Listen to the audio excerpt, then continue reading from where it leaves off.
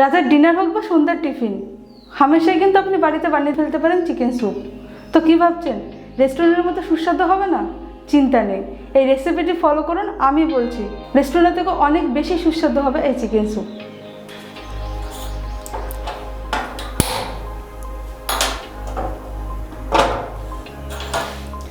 নমস্কার, আমি অর্পিতা, আপনারা রয়েছেন রান্নাবাটি চ্যানেলে। আজকে রয়েছে আপনাদের জন্য চিকেন স্যুপের রেসিপি। কড়াই গরম হয়ে গেছে, এবার দিয়ে নেব 2 চামচ বাটার। আপনারা চাইলে সাদা তেলেও করতে পারেন, কিন্তু যে কোনো স্যুপে বাটারটা বেশ ভালোই লাগে। বাটার গরম হয়ে গেছে, এবার আমি দিয়ে দেবো বোনলেস চিকেন। এখানে আমি 150 গ্রাম চিকেন নিয়েছি।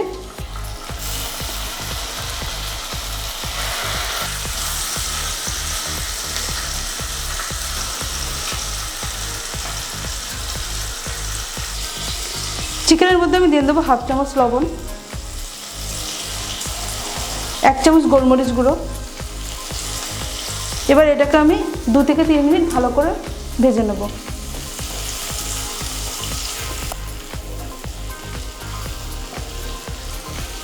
মিডিয়াম ফ্লেমে 3 থেকে 4 মিনিট ভাজার পর দেখুন চিকেনটা কেমন সাদা সাদা হয়ে গেছে। এবার আমি একে একে এর মধ্যে সব কিছু অ্যাড করব। চিকেনটা ভাজা ভাজা হয়ে গেছে, এবার এর মধ্যে আমি দিয়ে দেবো 1 চামচ আদা কুচি। 6 থেকে 7টা রসুন আমি কুচিয়ে রেখেছিলাম, সেটাও অ্যাড করব। এবার এটাতে আরেকবার একটু নেড়ে নেব।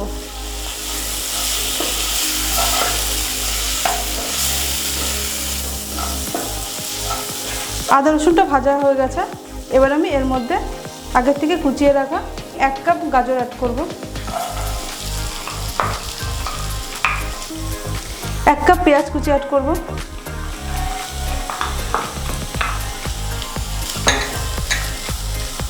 সব কিছু আমি দেখুন বেশ মিহি করে কেটে নিয়েছি। পেঁয়াজ আর গাজরটা বেশ হালকা ভাজা হয়ে গেছে, এবার এর মধ্যে আমি বিনস অ্যাড করছি। এখানেও 1 কাপ পরিমাণে বিনস আছে।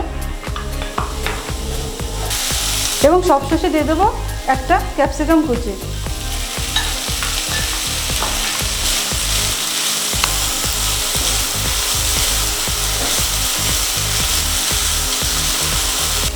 টোটালি 5 মিনিট মতো আমি ভেজে নিয়েছি। এবার আমি 1 লিটার জল অ্যাড করব।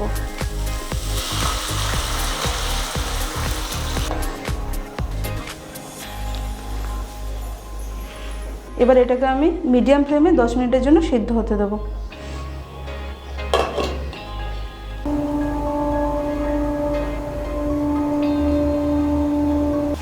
দশ মিনিট হয়ে গেছে, এবার আমি ঢাকনাটা সরিয়ে চিকেনটা তুলে নেব।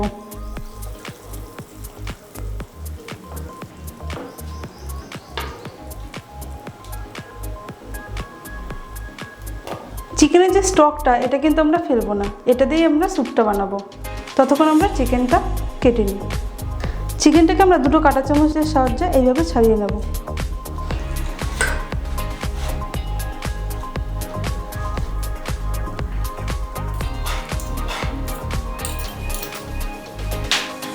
এই চিকেন স্টকের মধ্যে এবার এই চিকেনগুলো দিয়ে দেবো।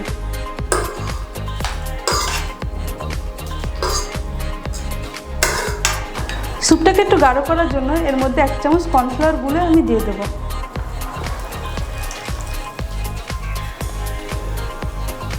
কর্নফ্লাওয়ারটা দিয়ে এটা ভালো করে নেড়ে দেবেন, যাতে কোথাও গিয়ে দলা না পাবে। চিকেন স্যুপটা আমার রেডি হয়ে গেছে। এই সময় আপনারা লবণের ঝালটা একটু চেক করে নেবেন। স্যুপটা নামানোর আগে আমি এগ ড্রপ দেবো। আমি একটা ডিম ভেঙে নিয়েছি কুসুমটা বাদ দিয়ে। এবার এটাকে আমি অ্যাড করব। ডিমটা দেওয়ার সময় কন্টিনিউ নাড়তে থাকবেন, তাহলে এটা চারিদিকে বেশ সুন্দরভাবে ছড়িয়ে যাবে। ডিমটা দিয়ে বেশিক্ষণ নাড়ার দরকার নেই। এবার আমি সার্ভ করব চিকেন স্যুপ।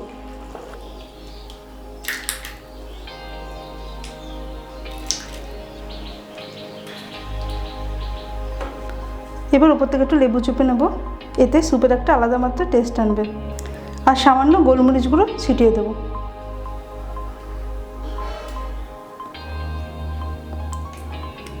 তৈরি হয়ে গেছে চিকেন স্যুপ।